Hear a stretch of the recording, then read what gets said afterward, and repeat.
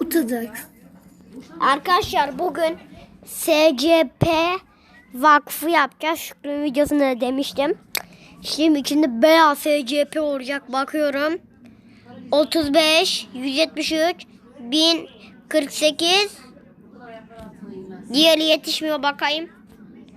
Bayım 35, 173, 1048, 49, 9498. Arkadaşlar bir de bu kanalda izliyoruz. Beğenisi fazla, görüntülerimiz çok fazla.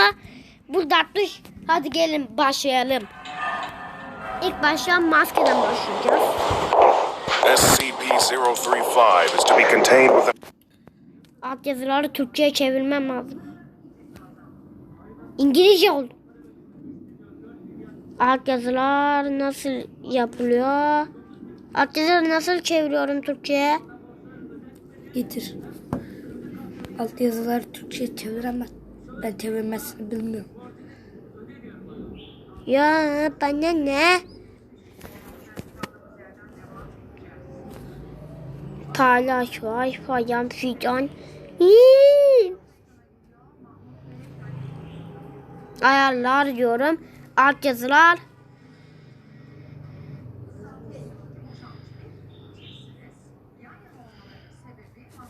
steel iron. Yok ya, yine İngiliz. Ben ne anladım bu işten? Heh. Öğreniyorum. Öğrendim hatta. Türkçe.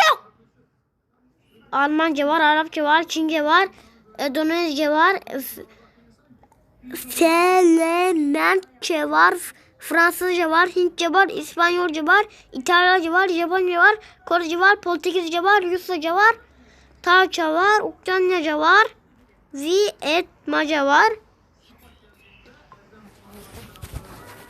Herkese göster. Daha fazla seçenek. Dil.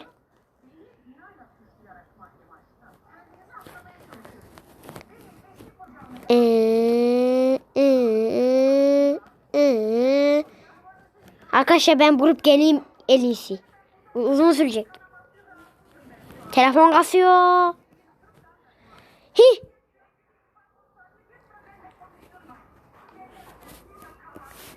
Vallahi buydum. Hi. Böyle. And lead shielded room at all times. Doors are to be Allah kahret. Ben daha demin yap. Türk değil. Türkçe yok demektir. Vay. Dil Türkçe. Tamam. Çık şimdi bundan da.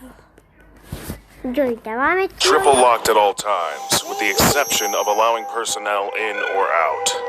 Arkadaşlar videoyu No fewer than 2 armed guards are to be posted at any time. Guards must remain outside at all times and are not allowed within the containment room under any circumstances. Sevgi biliyorsun. SCP-035 appears to be a white porcelain tragedy mask. 35'i A highly corrosive and degenerative viscous liquid constantly seeps from its eye and mouth holes. And anything coming into contact with this substance slowly decays over a period of time until it is decayed completely into a pool of the original contaminant. The origin of the liquid is unknown. Conversations with SCP-035 have proven to be informative. Neyse arkadaşlar Researchers have learned details about other SCP objects and history in general. As SCP Zaten. Alt yazılar, acıyalar, çeşitler falan, daha fazla seçenek, dil Türkçe. Dur gir. Dile.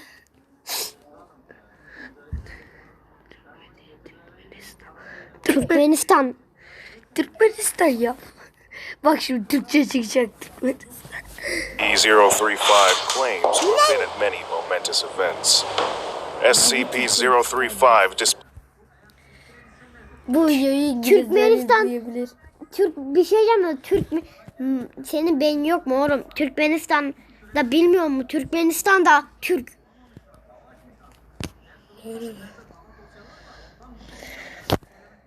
Displays a highly intelligent and charismatic personality, being both amiable and flattering to all those who İngilizce speak. falanlar için süper. It comes across as highly intelligent and appears to have a photographic memory. However, Bir geliştiremiyorlar. psychological analysis has revealed SCP-035 to possess a highly Daha demin Eteği biliyor. intelligent and appears to have a photographic memory. However, psychological analysis has revealed bu ne lan burada? P S Y C H O L O Gical. P S Y C H O L O Gical. SCP-035 to possess a highly manipulative nature, capable of forcing sudden and profound changes to an interviewer's psychological state. SCP-035 has proven to be highly sadistic and can transform individuals into near mindless servants with linguistic persuasion alone.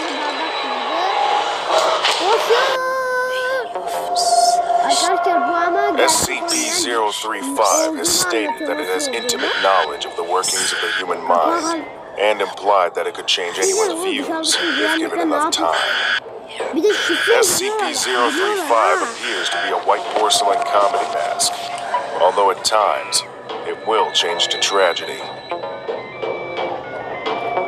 Bir de şifre biliyorlar, kırmızı yanıyor. In these Yapmıyorlar events, ve all existing visual records, such as photographs and video footage, automatically change to reflect its new appearance. ben altta gördüm beta şeyi. Tam kapağı açıldı, maskeyi giydi. Dilediğin yerde daima hizmetlerimizle yanındayız. Mediamarkt'la tam zamanı. Yok, fark edin. Subjects within 1.5 to 2 meters of SCP-035 or in visual contact with it experience a strong urge to put it on.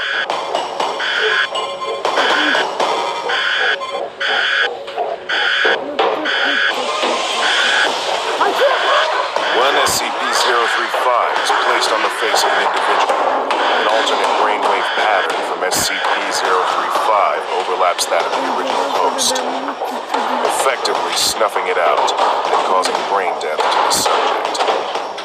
The bodies of possessed subjects decay at a highly accelerated rate, eventually becoming little more than mummified corpses. Nevertheless, SCP-035 has demonstrated the ability to remain in cognitive control of a body experiencing severe structural damage, even if the subject's body literally decays to the point where motion is not mechanically possible.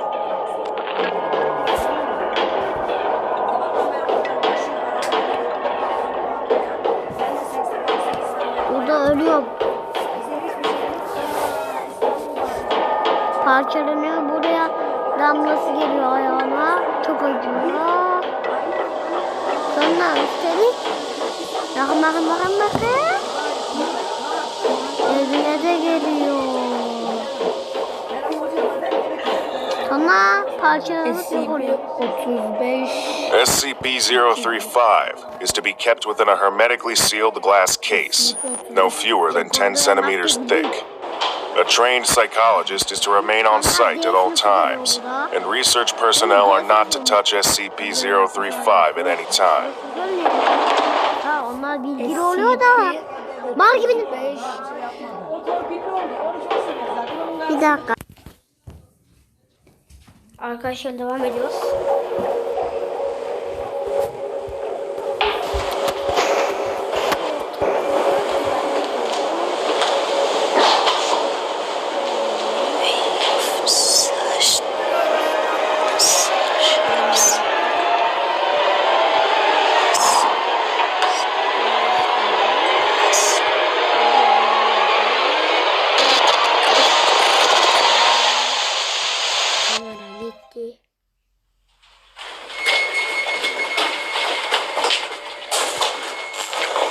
Burada SCP-173 geçiyor arkadaşlar. Ben tot edip geliyorum. Item number SCP-173. Bunları yaşarım.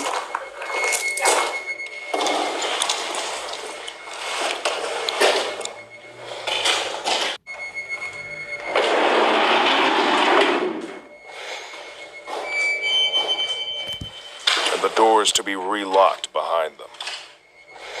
At all times, two persons must maintain direct eye contact with SCP-173 until all personnel have vacated and relocked the container. Moved to Site 19 in 1993. The origin of the object, as of yet, unknown. SCP-173 is constructed from concrete and rebar, with traces of Krylon brand spray paint. The reddish-brown substance on the floor is a combination of Böyle bu dışkılarıyla ünlü. Hayır sıkıyor etrafı. feces and blood. Origin of these materials is unknown. The enclosure must be cleaned on a bi-weekly basis. Personnel assigned to enter the container are instructed to alert one another before blinking. Kapatacağım burada. Hop kapatıyor. Açıyor. Line of sight must not be broken at any time with SCP-173. The object cannot move while within a direct line of sight, because SCP-173 is animate and extremely hostile. Bir. 3. 2. Geliyor. Kapatıyor, açıyor.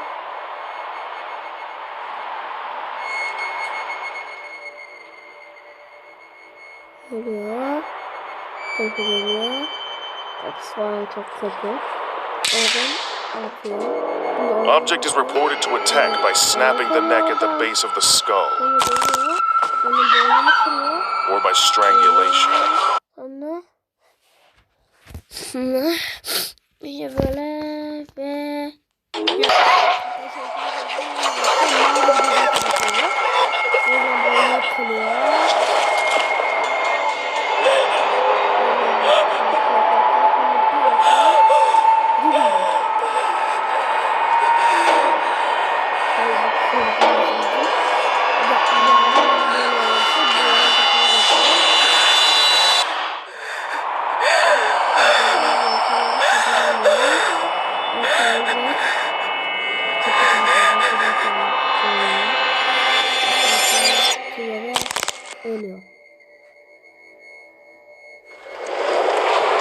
Kapı açılıyor. In the event of an attack, personnel are to observe Class 4 hazardous object containment procedures. Personnel report sounds of scraping stone originating from within the container when no one is present inside. This is considered normal, and any change in this behavior should be reported to the acting HMCL supervisor on duty.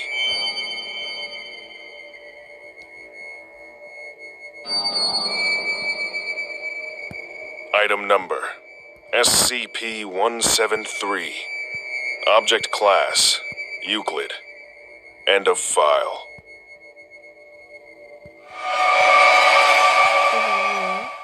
Zaten göz açır. Kapanıyor ve itiyor. Black Keter yazıyor. Keter sarı oluyor. Kırmızı oluyor.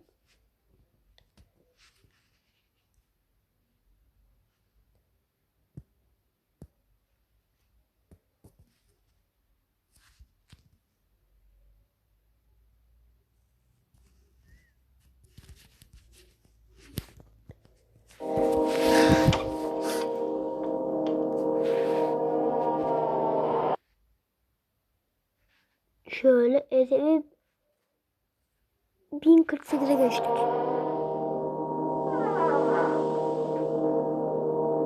The whereabouts of SCP-1048 are currently unknown, though it is still believed to be somewhere in Site 24. Subject is to be secured for containment, but any creation of SCP-1048s should be destroyed on sight. unless further evidence warrants less extreme actions.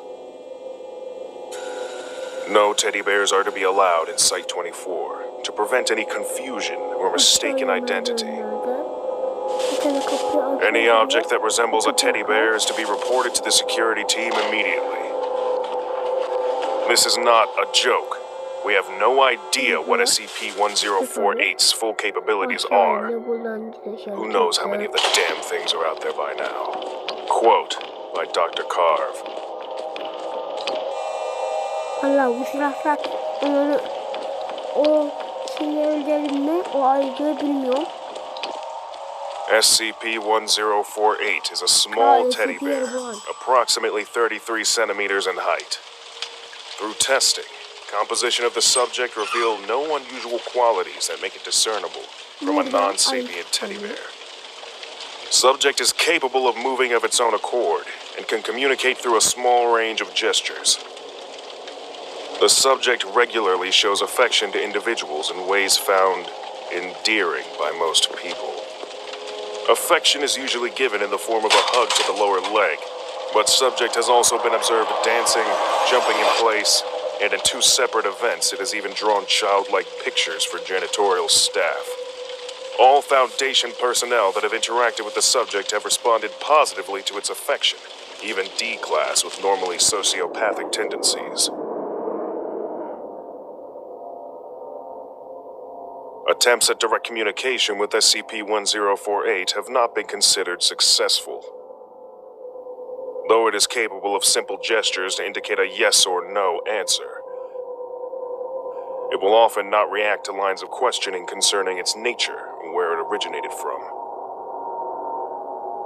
It is not known if this is because SCP-1048 simply does not know the answers, or because it does not want to answer. Kalemi aldım, şeyler yapıyorum. Mesela orada kalemi asıldı.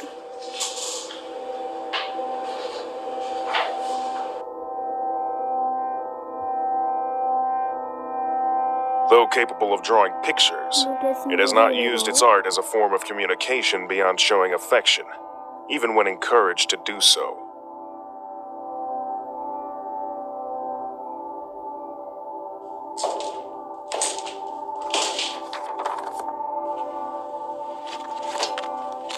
The more anomalous behavior of SCP-1048 was not observed until approximately 7 months after it was originally secured. It is hypothesized that the subject is able to construct crude replicas of itself using various materials, by a process that has yet to be observed directly by Foundation staff. Dr. Carver has suggested that SCP-1048 uses its endearing qualities to lull those around it into a false sense of security, allowing it to collect materials to produce these creations.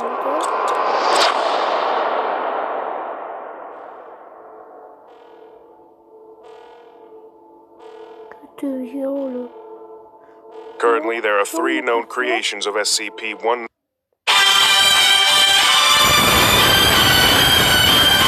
Tamam kapatayım mı?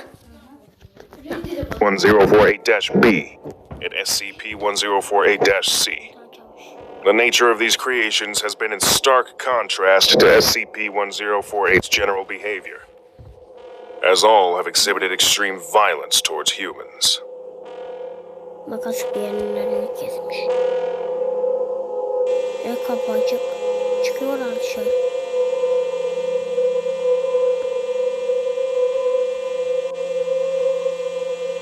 Çıktılar. Böyle bir şey yapıyoruz.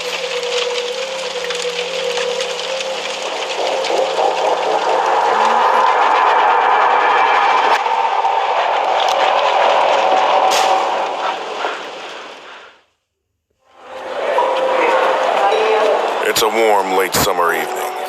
3 girls are out for a night on the town. Everything seems normal, and the girls are hoping to have a fun time.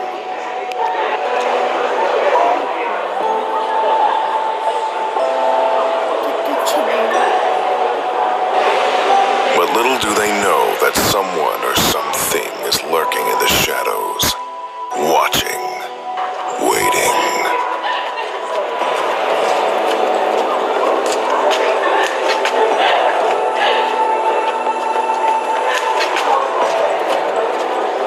SCP-049 is a humanoid, roughly Aha da SCP-49'a geldi işte. 49'dan sonra 1498 var. Ya 49 çok tehlikeli. Biliyorum yani. Tehlikeli bence. 1.9 meters in height, which bears the appearance of a plague doctor. While SCP-049 appears to be wearing the thick robes and mask indicative of that profession, the garments instead seem to have grown out of SCP-049's body over time, and are now nearly indistinguishable from whatever form is beneath them. SCP-049 will become hostile with individuals it sees as being affected by the pestilence, often having to be restrained should it encounter such.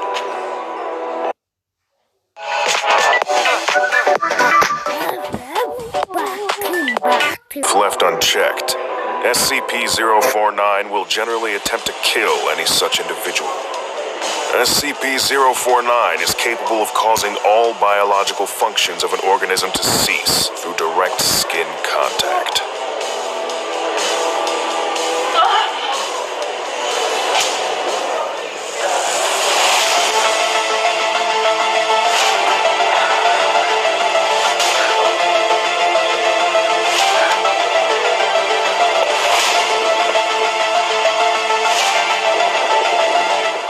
SCP-049 has expressed frustration after these killings, indicating that they have done little to kill the pestilence.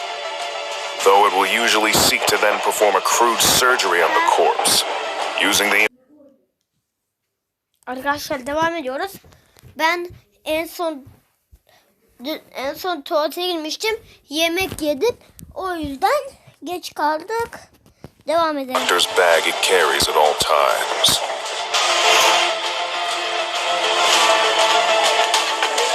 While these surgeries are not always successful, they often result in the creation of instances of SCP-049-2. SCP-049-2 instances are reanimated corpses that have been operated on by SCP-049. These instances do not seem to retain any of their prior memories or mental functions, and they can become extremely aggressive if provoked, or if directed to by SCP-049. Despite these alterations, SCP-049 often remarks that the subjects have been cured. SCP-049 has spent a considerable amount of time studying and performing surgery on various mammalian corpses. SCP-049 will routinely spend several days performing surgery, and then spend several more days documenting its findings in a thick leather journal stored within its doctor's bag. SCP-049 will often seek to share its findings.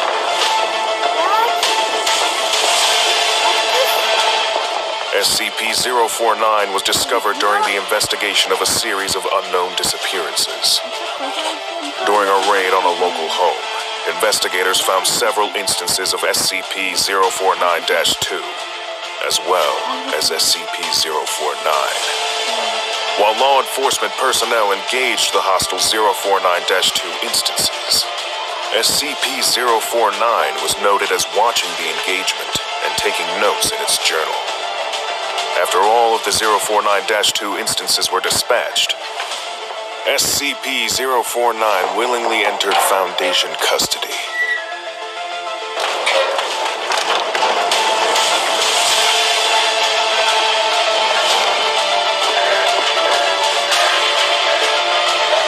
SCP-049 is contained within a standard secure humanoid containment cell in Research Sector 02 at Site 19.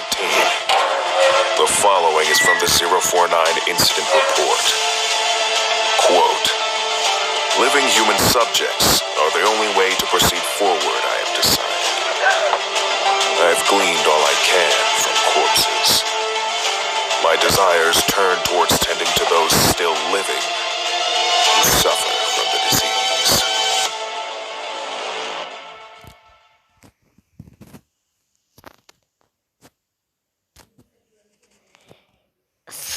olarak SCP 1498'deyiz. You've just woken up in the middle of a cornfield. You have no idea how you got here.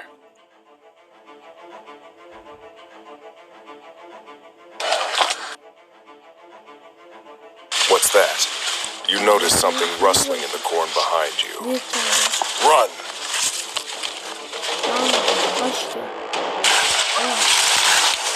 It's right behind you. Don't look back. Just keep going.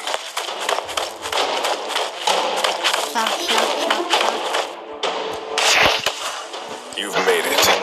You've just reached safety.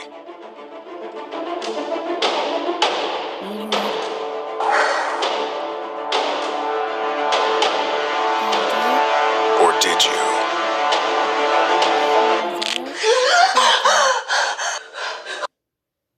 Kaybol. Hepiniz kaybolun. Bende 5 yıldızlı bir Charmander var. Ah! Bana nasıl vurursun? Ben 1 milyon savaş gücü olan, ben seviye 200, 5. sınıf gelişmiş avcıyım. Benim petimin full yıldızı var. Benim ekipmanım en yüksek seviyede. Bunu nasıl başardın? En başında 200 ücretsiz çekme hakkını kullan. Herhangi bir ekipman alabilir. Daha sonra tüm 3 yıldızlı ekipmanları sentezleyip onu 10 yıldızlı olarak alabilirsin. Sonra da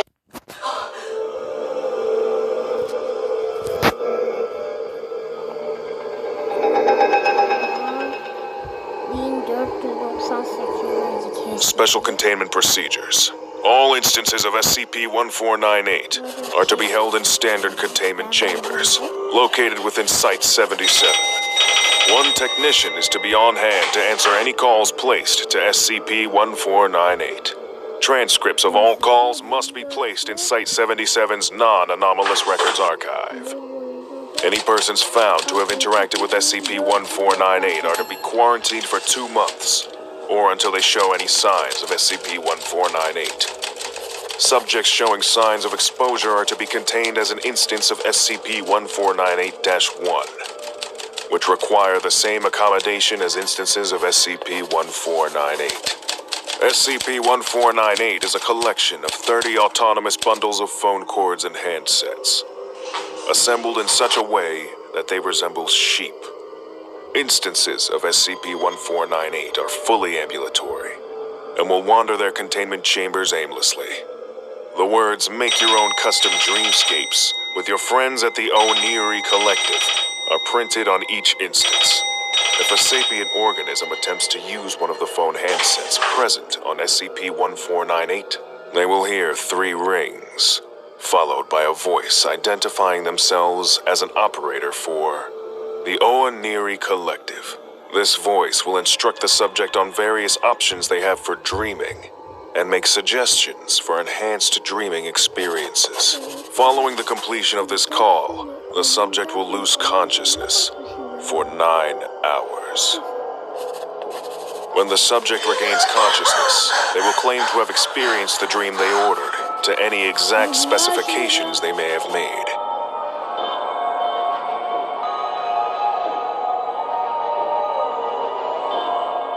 Subjects may express a desire to continue using SCP-1498's effect, or attempt to reuse it immediately.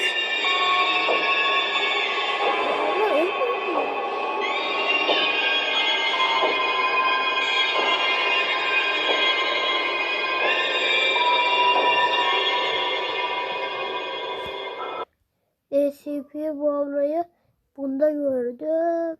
Bunda gördük. Bunda gördük. 1, 2, 3.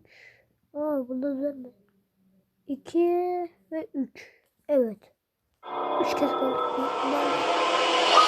As subjects are repeatedly exposed to SCP-1498, they may begin to experience changes to their bodily and mental state.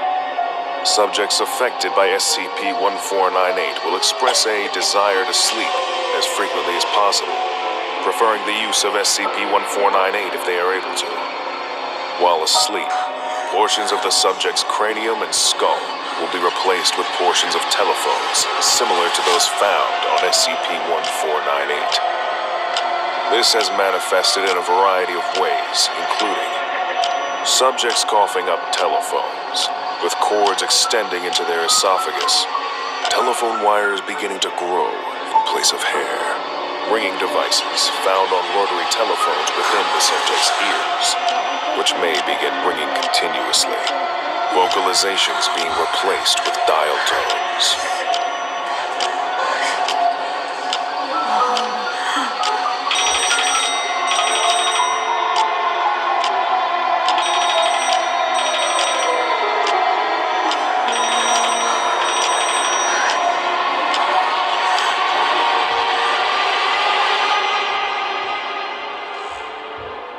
SCP'yi gördüm.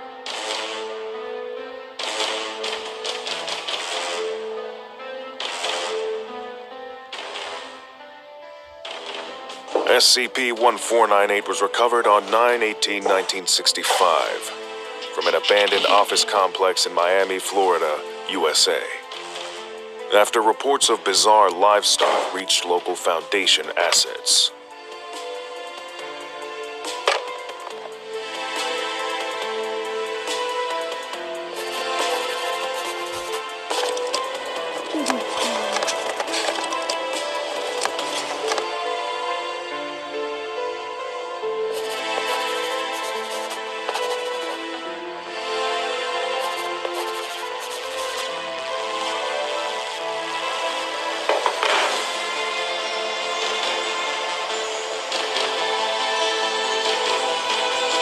When Foundation agents entered the building, they discovered the SCP-1498 instances. One bedroll, approximately half a ton of rotary telephone components,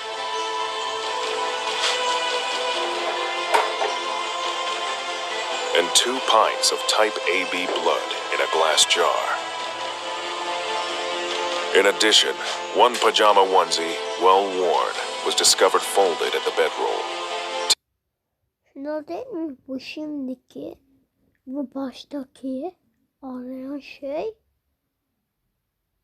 Ama bu SCP-35. Bak. 185.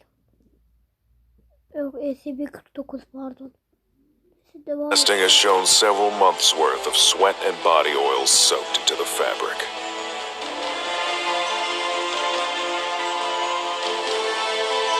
Eventually, a rotary phone will assemble itself on the subject's head, out of all the components that have been grown within and on their bodies. As of 11/14/1965, SCP-1498 has been classified as Euclid. End of file. Havası çalıyor.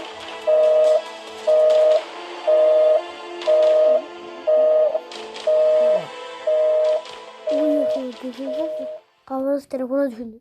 Size şahane bir oyun önerim var. Mafya City. Arkadaşlar video bu kaldı. Kendinize iyi bakın. Görüşürüz. Her zaman gibi abone olmayı, like atmayı unutmayın. Goodbye.